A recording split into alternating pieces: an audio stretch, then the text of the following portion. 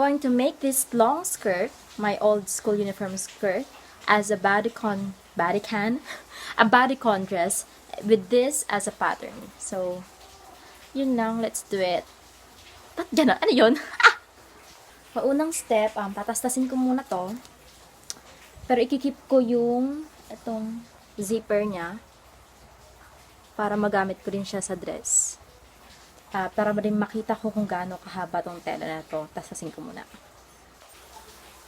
Okay, so natastas ko na siya at siguro 4 yards yung tela na to, ang haba niya. Magagamit ko pa sa iba to. Isip ako na lang kung ano pwede kong tahiin dyan. So, ito lang yung tela na magagamit ko. Doble na to. Ayan siya. So, gugupitin ko lang to from here hanggang dyan. And then, nag-iwan ako ng 1 inch allowance para dun sa simba towel or hem. Basta yun. Tapos, mamaya ko na siya i-fit kapag nagupit ko na. Okay, ito yung tinabi kong waistband ng palda. Tapos, itong zipper. Ilalagay ko sa likod ng dress. Tapos, ito naman gagamitin kong strap ng dress.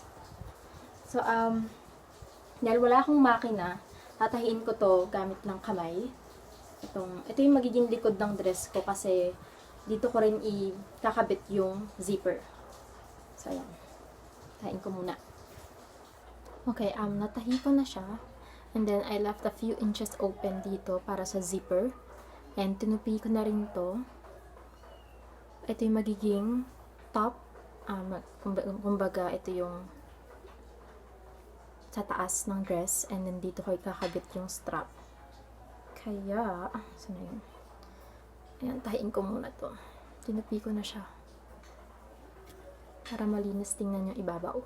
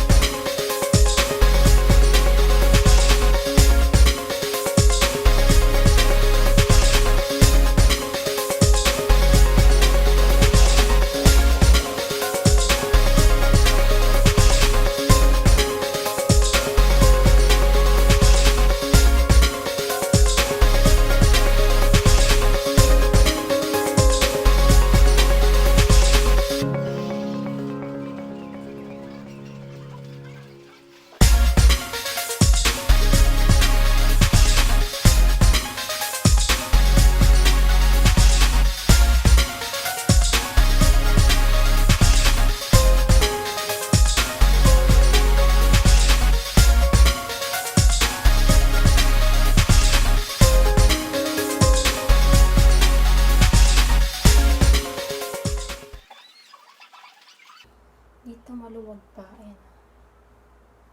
So, tahiin ko pa siya dito. Adjust pa dyan. Dito rin. And wala pa siyang curve. Kaano. So, adjust ulit banda dito. Para ayan. Nag-curve siya.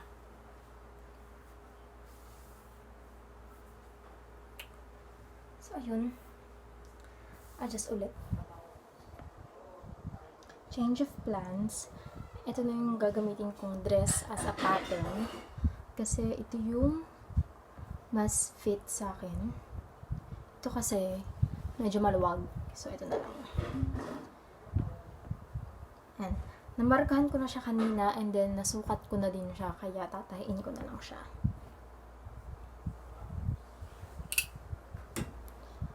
Tahiin ko na lang tong gilid para magkaroon siya ng curve and mas fit siya sa akin. Sa ngayon kasi para lang siyang rectangle na dress. Wala siyang curve. Lagyan ko ng curve.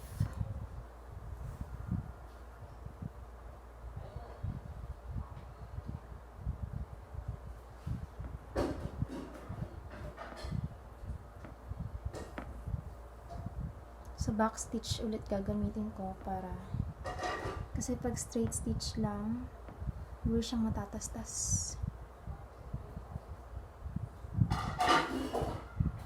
Natahi ko na lang siya dun sa marker ko.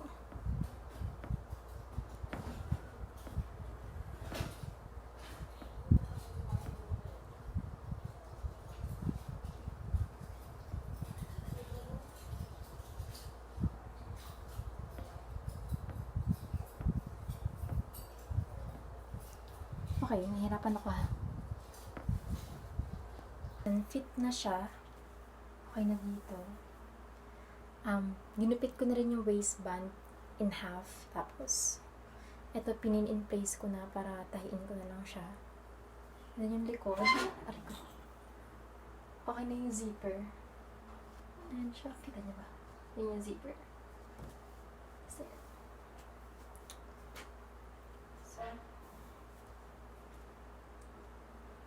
okay.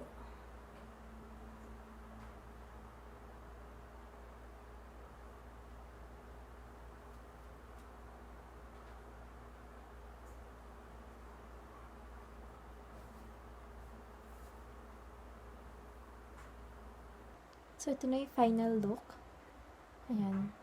Ginamit ko na lang yung waistband para hindi na ako gagawa ng panibagong strap. And ayoko kasi ng spaghetti strap kasi nakikita yung bra strap. And hindi ako komportable mag-strapless bra. And hindi rin siya kaya. Tsaka feeling ko kasi pag naka-strapless bra, feeling ko law-law. Basta yun. Tapos, pakita ko lang yung zipper. Ayan. Medyo, ko yung para matakpan siya. Ayan na siya. Yay! First time ko gumawa ng dress. Ayan. Thank you! Bye-bye!